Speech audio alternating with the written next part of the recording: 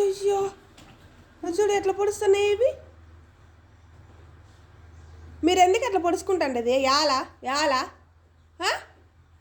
యార్రా కర్రాడా? అయ్యి కర్రాడా